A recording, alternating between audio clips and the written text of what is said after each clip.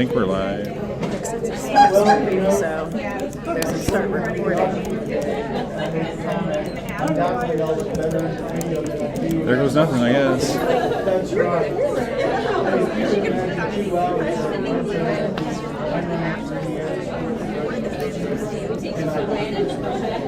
Never mind.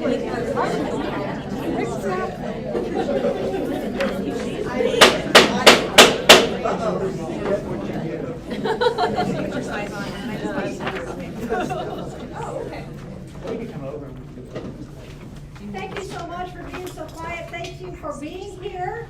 This is the Hendricks County Democratic Party, in case you're in the wrong airplane or room or whatever. Welcome to the party. Yeah. Okay, can you hear me better now? Yeah. I thought I yelled louder than anybody in the world. But... No. Okay, fine. So, over here to my right is Chris Blair. He's my vice chair. He's going to lead us in the Pledge of Allegiance. The flag's right here too in the right corner. I pledge Allegiance to the flag of the United States of America and to the republic for which it stands, one nation, under God, indivisible, with liberty and justice for all. All right, thank you so much for being here. First of all, I want to introduce the officers. I'm Chris Blair, Vice Chair, and of course we have Linda Lassiter, Chair. We have Teresa Shearer in the back there. Thank you. She's our treasurer. Please give her some money. We also have Catherine. There she is. She's our secretary. She's taking her notes. At this point, I'm going to ask that we go around the room, and if you are a PC, please stand up, and we will ask you to introduce yourself and tell us what precinct you are representing. Christy, we'll start with you. Hi, I'm Christy Cornberry, Precinct 17, Lincoln in Brownsburg. I'm Carrie Maloney, Lincoln 9 in Brownsburg. Catherine Ransburg, Washington 26. Well, let's, I guess, yeah. Well, Sarah? All right, we'll do. Yeah. Sarah Blankenbridge, Washington 14, that's an Davia? Yes, Chuck Davia, Liberty 2. John Mannon, Lincoln 8, Indianapolis. Susan Brown, Milford 5. Deb Bagan, Brown 4 in Brownsburg. Aaron O'Brien, Liberty Township 5, and I'm in the unincorporated town of Belleville. Angie Thompson, Newton 2, which is like you basically Liston area, partially Pittsburgh. Vicki Byerly, Brown 6 in Brownsburg. Tracy Barron, Spunk, Brown 3. Cindy Homan, Lincoln 6. Nancy Stinson, Lincoln 8. Ted Magnuson, Liberty 3, which is Hazelwood. All right, thank you guys so much for all the work you do. I am Chris Blair, Washington 17. And I have Guilford 18. All right, so now I'm going to ask you, if you are from Avon, to make some noise and let us know that you're here. And Brownsburg? Danville?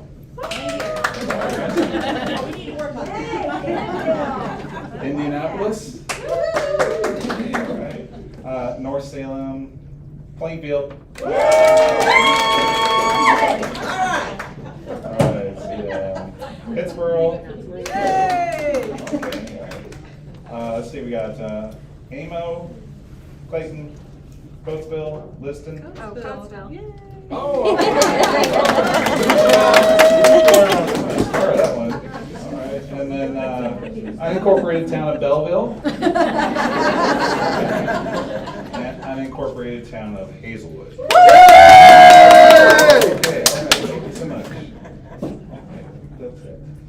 Is this you? Yeah.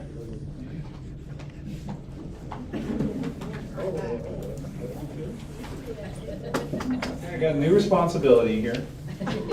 What are we here for? Elect Democrats! Wait, what are we here for? To elect Democrats! Okay, all right. Good, you did good. That's a very important job because it's, you get to yell, and so that's always good. So, right off the bat, we're going to hear from Joe Mackey. And Joe's running for Congressional District 4, of which Hendricks County is a part of that. And this is the first event Joe is at since he has become an official CD4 candidate.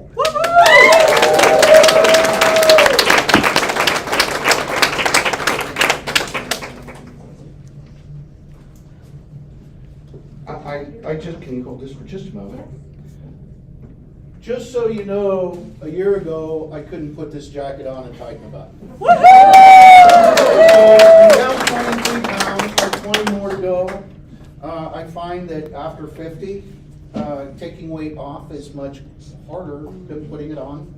But nonetheless, here I am. So, I am Joe Mackey. I am running for the 4th Congressional District seat. It's currently held by Representative Jim Baird from County. I think there's some interesting candidates on the right that we should be paying attention to beyond Jim Baird. Craig Haggard out of Morgan County is a pea in the same pod as Micah Beckwith. He is a professed Christian nationalist and a constitutional originalist. So if you are a minority or a woman, you should be paying attention to what Craig Haggard is saying. Now understand, our Republican friends are telling people probably, you need to send me to Washington so I can help Donald Trump. But that's not the job of a congressional representative.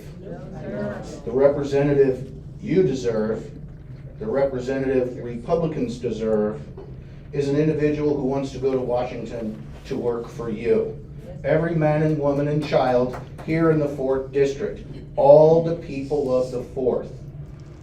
Now, understand that the needs of those in our rural counties are not identical to the needs of those in our more urban and suburban counties.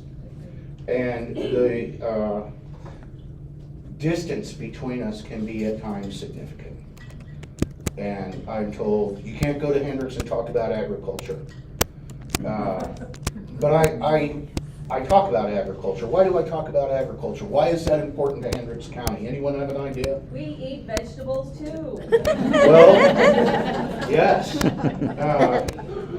The reality for us is this. Here in Indiana, agriculture is a $35 billion industry. And it is collapsing, full-throated collapse.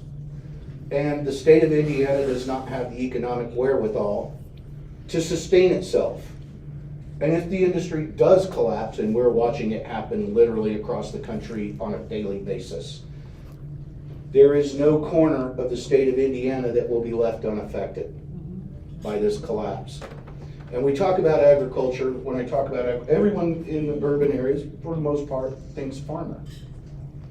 But there is an entire industry built around that farmer. It's not them and their tractor in a field. Saturday I'll be in Montgomery County, Crawfordsville, not overly far from here. And there's a family down there, the Britton family. They farm 2,400 acres. And they have recently sold off at auction the whole 2,400 acres because they can no longer afford to farm. That family had been farming that land for 150 years. When you drive by a soybean field, when you drive by a corn field, you need to know that the people who put that who tilled the soil, who planted the seeds, who cared for the plants, who harvested the plants, are going broke. Our president in his tariff war has cost soybean farmers 60% of their market. And it is quickly being encroached upon by Brazil, Argentina, other nations around the world are taking that market and picking it up and they're running with it. And it is not at all likely that our row crops are coming back. So we have to figure out, well, farmers have to tell us what they need to adapt to the new market. We have to talk to them. We are in an all hands on deck moment in this country. And we have to talk to those who do not like us, who hate us, who despise us. And we must not be afraid to wade into the water where the sharks swim, because there is where the greatest need is. And I have been in this district a long time. And I know Republicans all over the district who are looking now at Democrats. And I go to the No Kings rallies, love the No Kings rallies. And one of the farmers was saying, where are the signs for USAID? Fund USAID. We're watching millions of people around the country, or around the world, are dying because we killed USAID. We are losing what has been an economic engine for Indiana, for Illinois, for Iowa, for Nebraska, and we can no longer look at our neighbors like that's their problem, not ours. Our democracy is at great risk. We are now entered into what I call neo-imperialism. We kidnapped the leader of Venezuela, arguably a bad guy. But when your president comes out and says, I'm now the president of Venezuela, and he wants to be the president of Greenland, and he wants to invade Canada, we've got a problem. We have a very real problem. We are the beacon of democracy to the world, and we are playing like we are Vladimir Putin and everyone is our puppet. It is a mistake. It is a mistake we will pay for generations to come, and we must stop this. We have to focus on the idea that when this nation does well, it's because Main Street does well, not because Wall Street does well. Wall Street's going through the roof, but we live in a K-shaped economy, and Main Street is suffering. We're watching our schools be defunded. We're watching our healthcare be defunded. We are being left more and more in a state of precariousness from which we must extricate ourselves. And we must work with the other side of the aisle.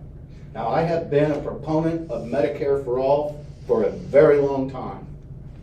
For those of you who don't know, my wife and I lost 2 of our 3 children to cancer in 30 months. And our son Patrick's billing, gross billing, $7.26 million.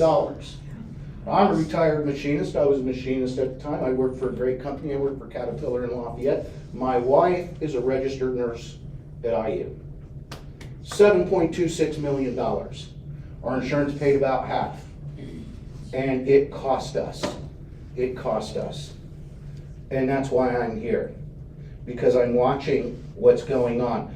We have an absolute lunatic running the National Institute of Health, defunding cancer research, defunding pediatric cancer research, which, by the way, is horribly underfunded to begin with. That's not a Republican issue. Democrats have been involved in that as well. And I'm told, why is this? And I had a politician who was elected to Congress tell me, well, the squeaky wheel gets the grease. Let's start squeaking. Okay, well, I'm not a squeaky wheel, I'm a lighthouse. And the waters I'm steering us away from are very dangerous waters. And that's why I want to go to Congress. Because you deserve a congressman who hears you, who speaks not about you, but for you. Yeah. This is where this country needs to go. This is what we need to do. Tip O'Neill had a wonderful old quip. Politics is the art of compromise. Nobody gets everything they want, but everybody can get something. But that's not how it works today. The Billionaire Brothers Club is raiding our tax dollars. They are planting their desires in counties across the state. These data centers are dangerous for Hoosiers. They are toxic, energy-consuming, water-consuming monsters. And even the experts are saying we're going to do all this, and they won't even be worth the money we put into them 5 years down the road. The technology is advancing that fast. There are those in Congress who want to pass a bill that says states can't regulate data centers for 5 years. Why 5 years? Because we know in 5 years they're going to be worthless to us. But in that 5 years, they're going to add water to the aquifer.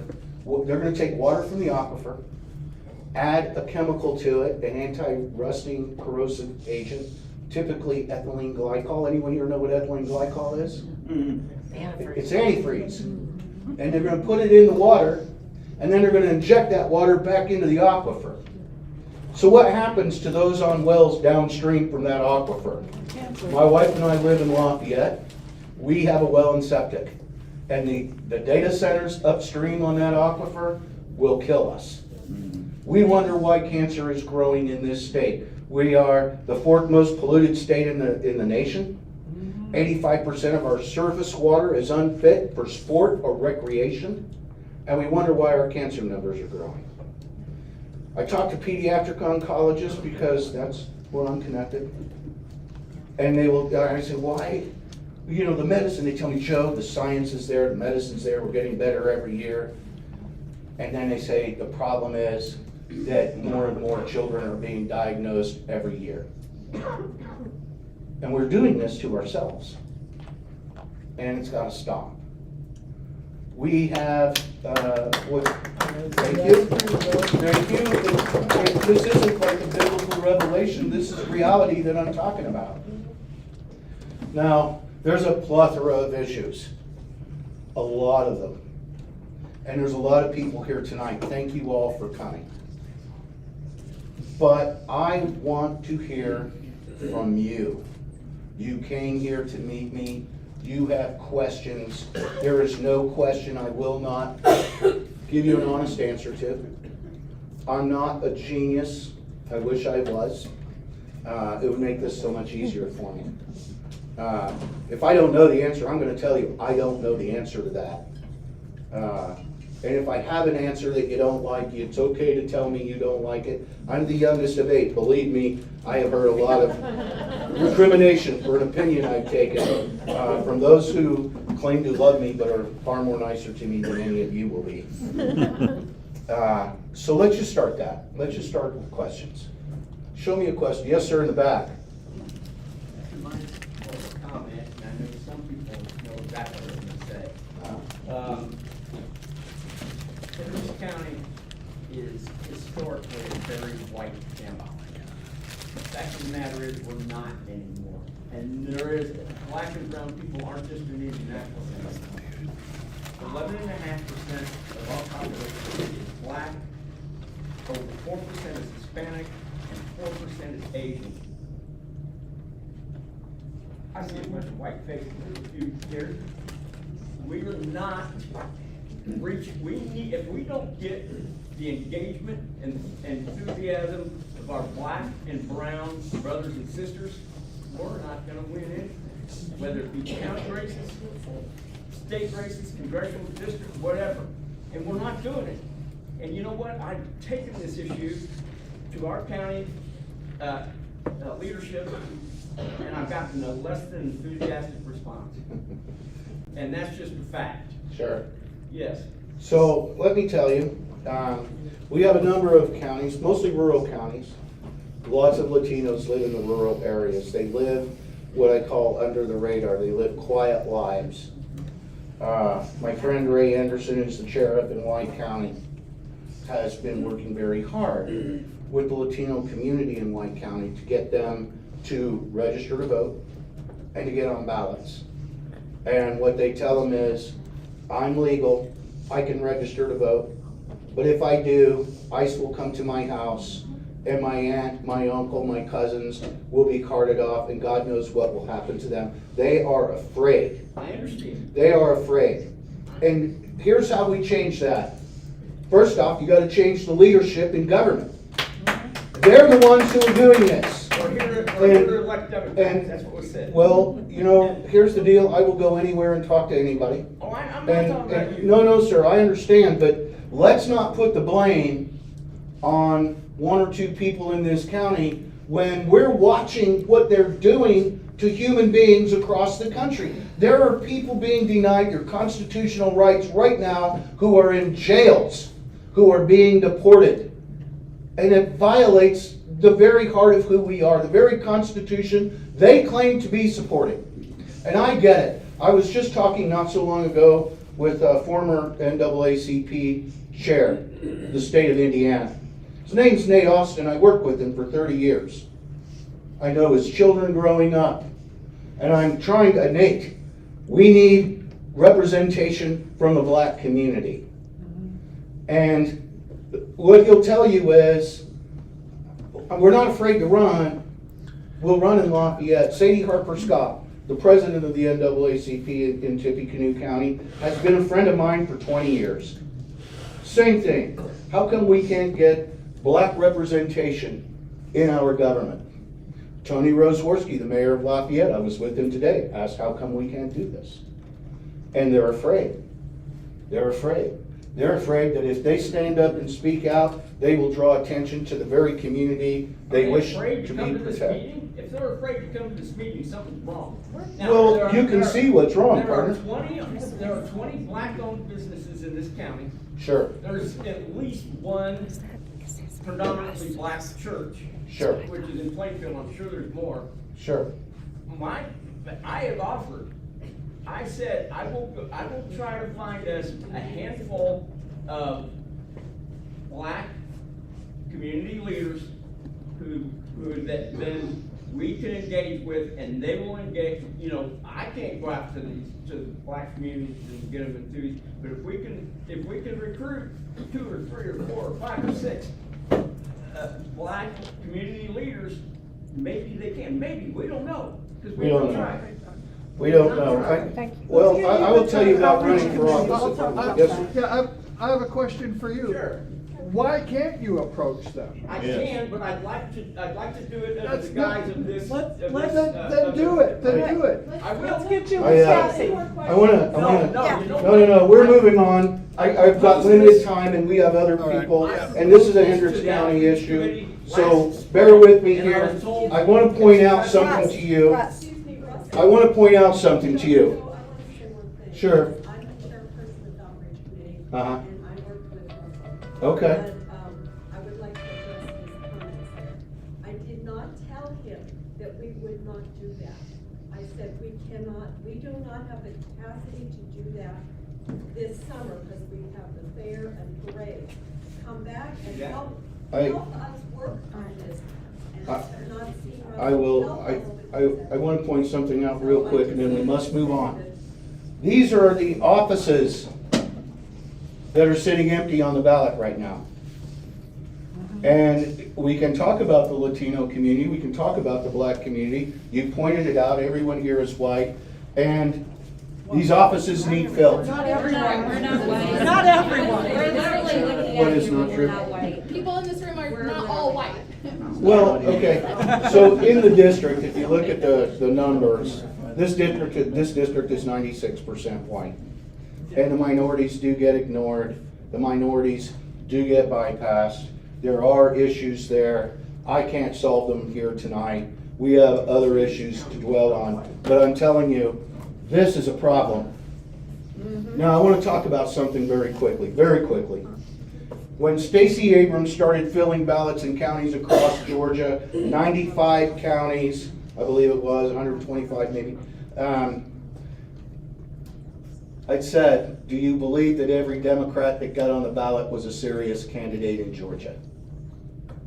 And the answer is no. The Democrats in Texas have filled their ballots across the state, 254 counties, all with Democrats.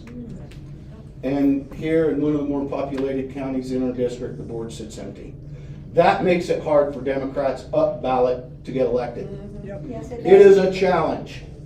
Why? Because when the Republicans fill a ballot, it's like, oh, Bill's running, I think I'm gonna go vote for Bill. Oh, while I'm here, I'll just vote straight Republican. And that's a problem. I was talking with a gentleman, Ray Anderson, he's up in White County.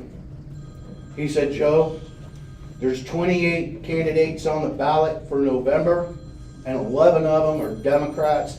White County's Republicans are reeling. Never seen it. And an individual placed in the Republican Party told Ray, you know what? We're actually nervous now. We're actually nervous. You want to help your party, you want to save your country, there are offices here that are sitting empty, and the clock is ticking. And you can be a part of saving the country. You can be a township trustee. It's not a giant job, but it puts a Democrat in office. And it's a paid position. And it's a paid position. So understand, we can talk about why this minority isn't voting or they're not here, but what the primary issue tonight is that empty chart. And if you are here and you believe our country needs saved, it is incumbent upon you to put your name on this list, get off your backsides, go out there and knock on some doors. This is how we save the country. This is our nation. We are a great work. There's a gentleman in the back, a Vietnam veteran. Talk to him about what the VA's doing. That's not Democrats doing that to our veterans. That's the Republicans. That's Jim Baird. That's Donald Trump. That's Craig Haggard. It will not be Joe Mackey. So understand that. Yes, ma'am. So in your attempt to run for Congress, I'm assuming you're talking to Democratic leadership at the state and federal level? What? Well, maybe I'm wrong. You are. Okay. But when you're talking to Democrats in leadership, what are you hearing in terms of their frustrations and what they need in order to help turn the tide? I think that we've got a federal leadership that is committing Harry slowly but surely right now, but we can't depend upon them to implode completely. I literally, here's a problem, and it's a real problem for us in Indiana. I was talking to Destiny Wells a year or two ago, and I was saying, we don't get institutional investment here. And, the DNC, the DCCC, they're not interested in us. They have no faith that we can win this race. I am here like Don Quixote. That's how they view me. And that's as good as it's going to get. So Destiny was telling me that she was down in French Lick for the big event they had.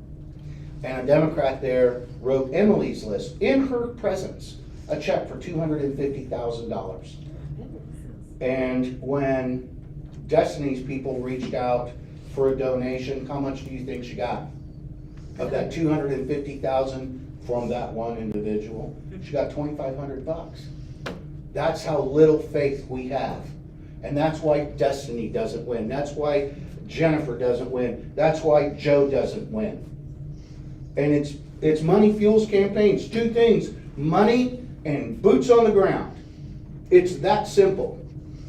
If I have the boots, we can knock the doors, we can make the phone calls, we can text message, we can buy social media opportunities.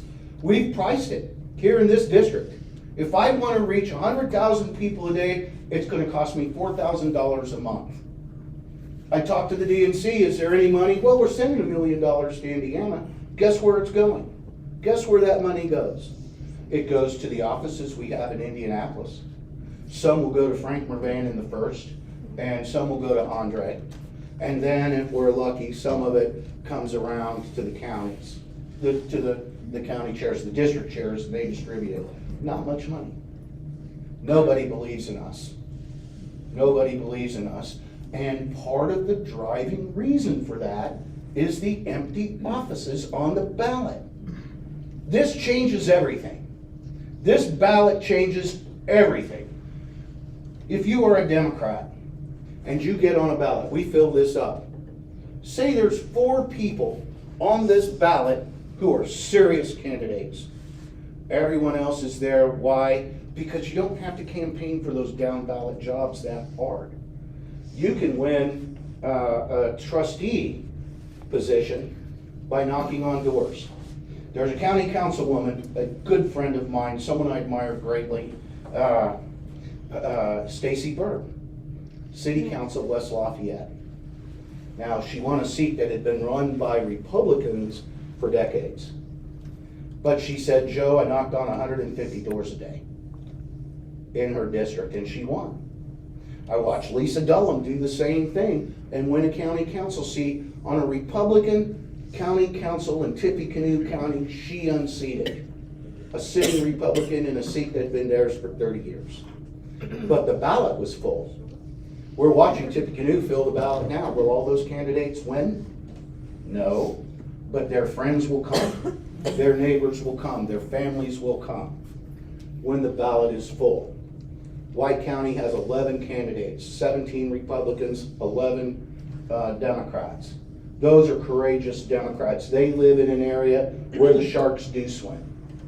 Go to Putnam County, go to Fountain County, go to Warren County, and the ballots sit empty. And we lose by 130,000 votes to a lesser human being. Not a lesser man, a lesser human being. And we're about to see a snake win that primary. His name's Craig Haggard. He is a Christian nationalist. He is a constitutional originalist. All those minorities this gentleman was talking about, all of you women will be slaves. I grew up at a time when a woman couldn't buy a car, couldn't buy a house, couldn't get a loan without a man co-signing for her. You know, I watched my mother break down and cry because after 10 years of service with National Homes Acceptance Corporation, they hired an 18-year-old boy right out of college and paid him 50 cents an hour. More. And when my mother went to her boss and said, how can you do this? His response was, her name was Margaret. Well, Maggie, you didn't even have the decency to refer to her by her God-given name. That boy's going to have a family one day. He's going to have to support them. My mother said, I have 6 children at home. I'm a single mother. His response, well, you need to find a husband. Is that what you want to go back to? Is it really what you want to go back to? No. Why would you not put your name on this ballot? Why will you not do that? Help us.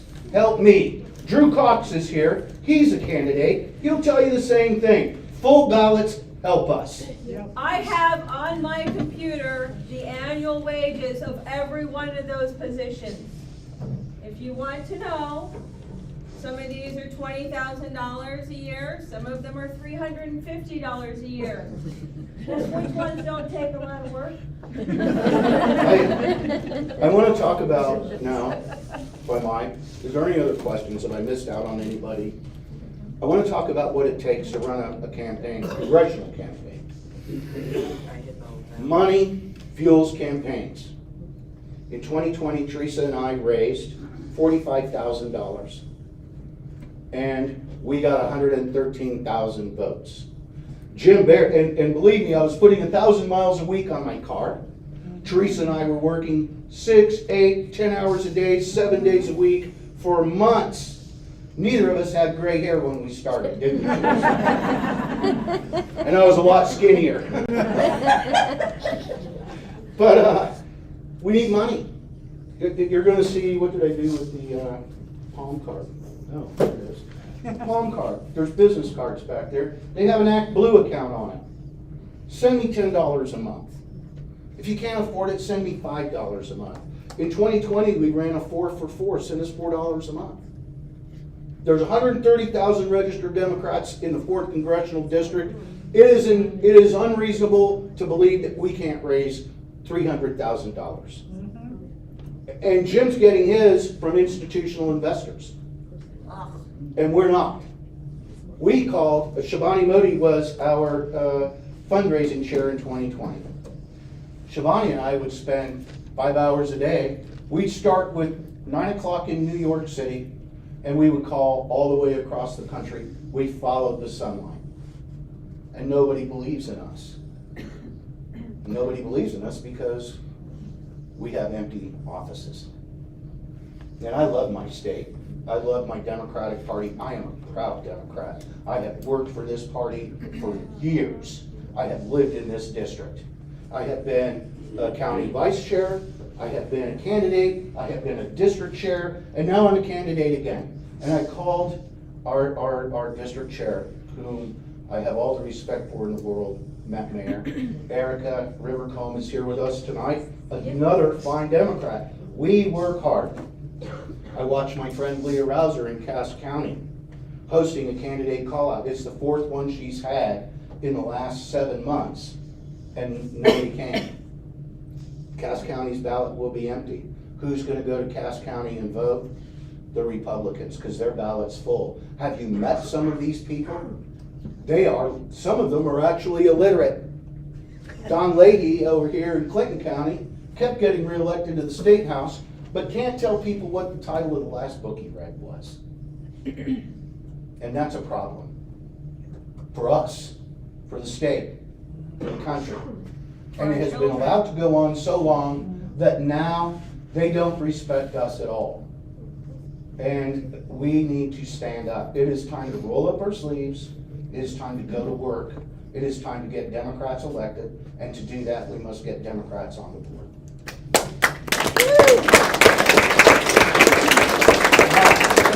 Yes, ma'am.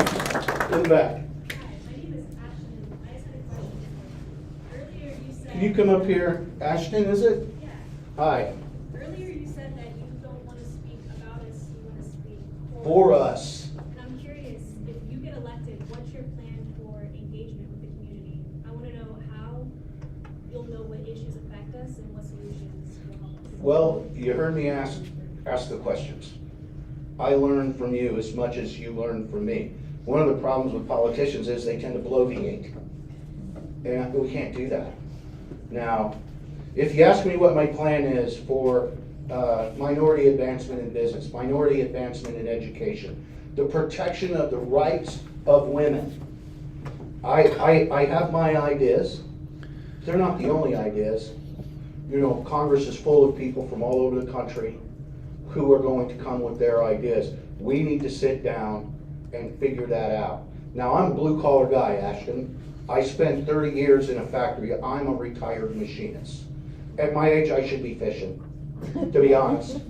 I should be that tired old guy everyone looks at and says, I wonder what he did in his youth. I misspent it, in case you guys. And that's, you know, that's the honesty, Ashton. I don't know what bills are out there. I don't think anyone has a real open library of what is going to come. We need to deal with education. We need to deal with AI. We need to deal with the fact that AI is going to put millions of Americans out of work. I have my sister-in-law works for a company called KPMG. It's one of the largest accounting houses in the country. She is a global partner. And I was asking her about AI, and she said, you know, we have a division working on that right now. And she said, I have about 2,500 people working for me around the world. But when AI gets launched, it will be 15 to 20. That's a lot of jobs. And your future is at great risk. The opportunities are at great risk. We need to get a handle on that. But you have Congress, you know, Republicans wanting to pass legislation saying that states can't regulate data centers for 5 years. And where do you think that AI is being generated? It's in the very data centers we just mentioned. They're going to pollute our waters, steal our farmland, and bankrupt our counties. And I wish I had like a 10-word sentence that answers your question. But if you find someone with a 10-word sentence, I can honestly tell you they're lying to you, because the problems are complicated.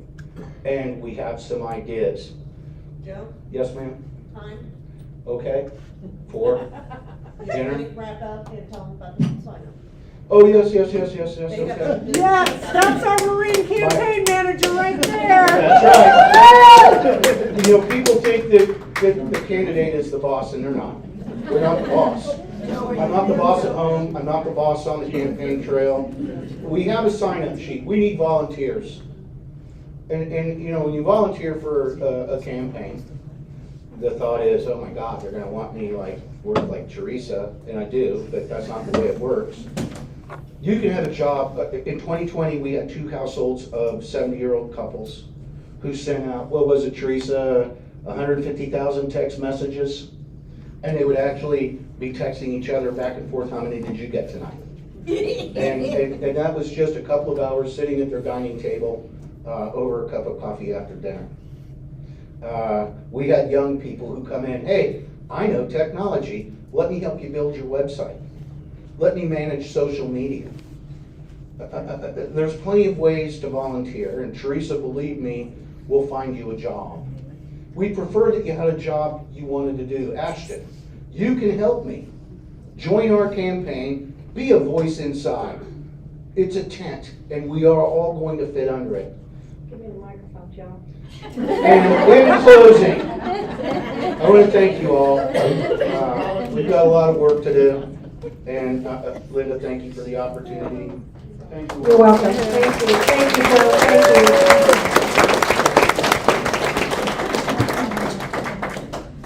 So, Joe mentioned Drew Cox. Drew, stand up. Drew Cox is also running for Congressional District 4. You've been here, November, I think it was November, that you were here to talk to us. Also, Colin Morath, Yep. back there with the long hair. I love that. How come the sides aren't shaved to your head? I thought that was the thing. Okay, never mind. So they're here. Will Coulter-Yan is here. Will is running for House District 40. Yep, House District 40. Avon in a small sliver of playing field. Yeah. Greg Stewart currently holds it. I'm running for it. Greg Stewart running again. OMG.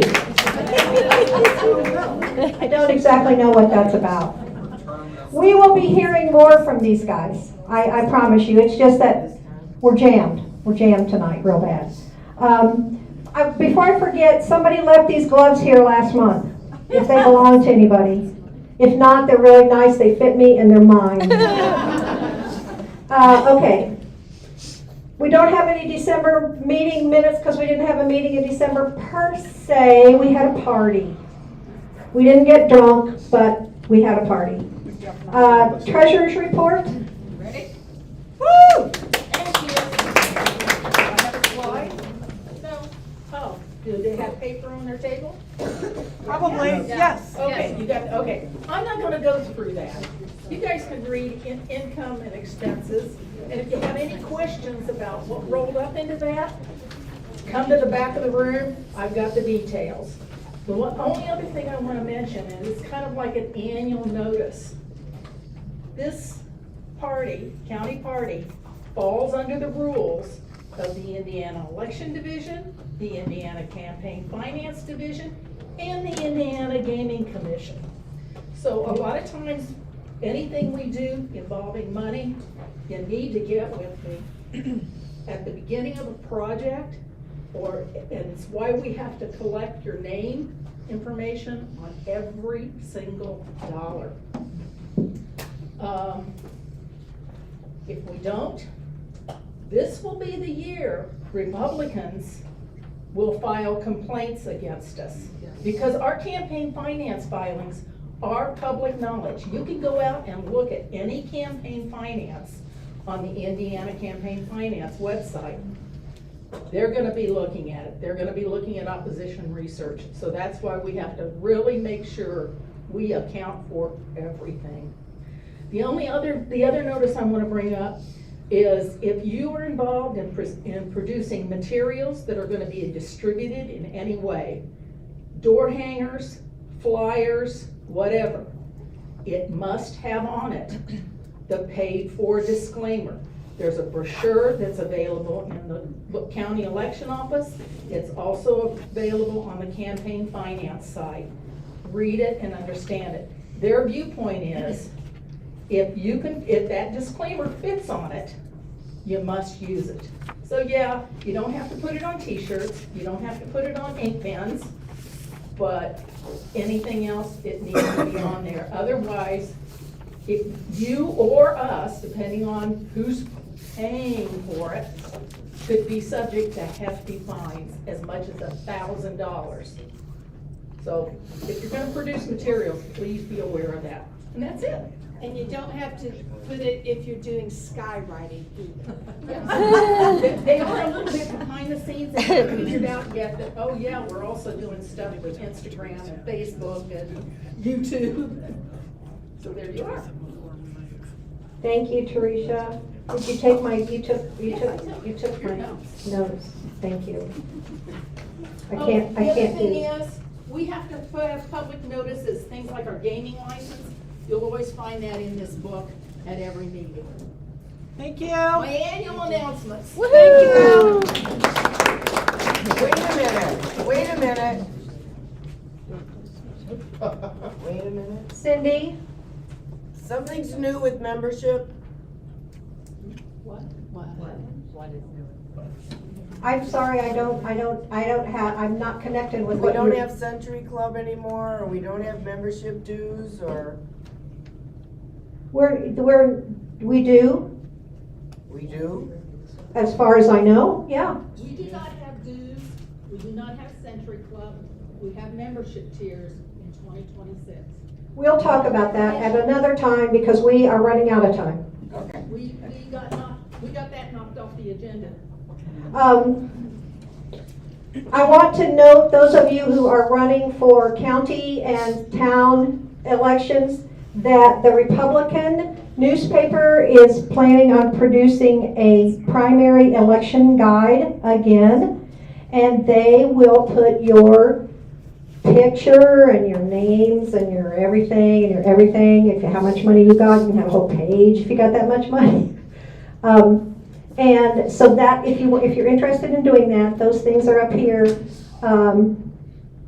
Let's see, they want that done by March the 9th. Yes. Some of that is for paid advertising, but for free, you can send them a bio with your picture. They don't say that on there, but and that's what that's good to know. I would call the Republican and verify that. So now what? Now I want to mention Democracy Day is on the 28th, January 28th at the State Library.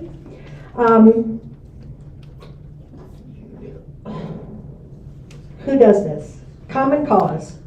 Common Cause does this, so if you will search them out, you can get that. So you can register and you can get lunch. It's a really good day. It's we had a pretty good time last year. That was when I think it was Greg Stewart who told me I was stupid to my face as we were having a discussion.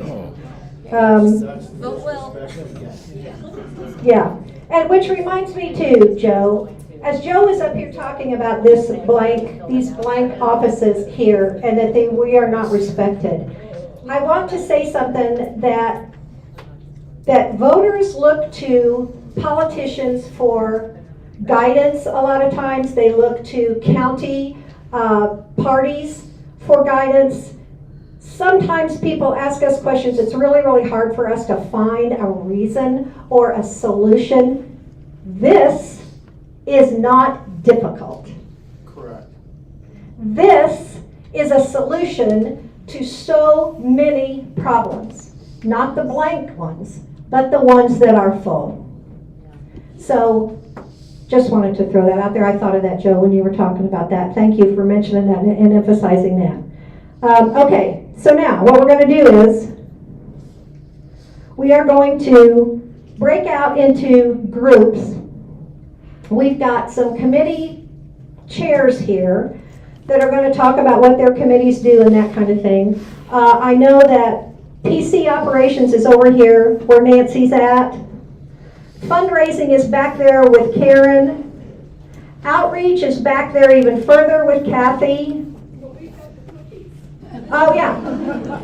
See, outreach is always that way. They always have to have the food, and they always have to have the fancy stuff.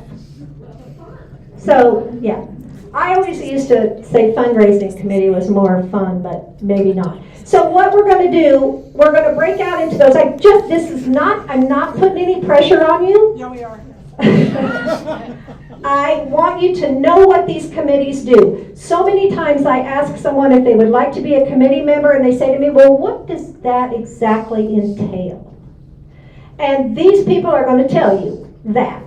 And if you bought a raffle ticket, you can't leave until the end of the meeting, so you have to stay. So I encourage you to do that. And then also, everyone that's here who is running as a precinct chair and or a state convention delegate, those things are party elections. They're not county elections or state elections. They're party elections, but they will appear on the ballot at the midterm. And so you have to fill out, because, if you're a candidate for anything, you've got to fill out the paperwork. So you have to fill out a Can 37, one for state convention delegate and one for precinct chair. We've got 2 notaries up here. We can help you with that. So while everybody's talking about committees and all those kinds of things, we're going to get a pile of these done if you haven't done that already. Okay, go. Yes.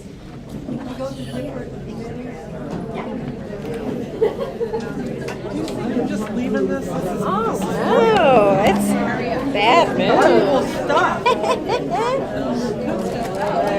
Okay, I'm gonna grab my pen. I have a pen in my purse. I have to wash my hands though. That's not the pen. Am I blocking you? I don't think she didn't. What happened?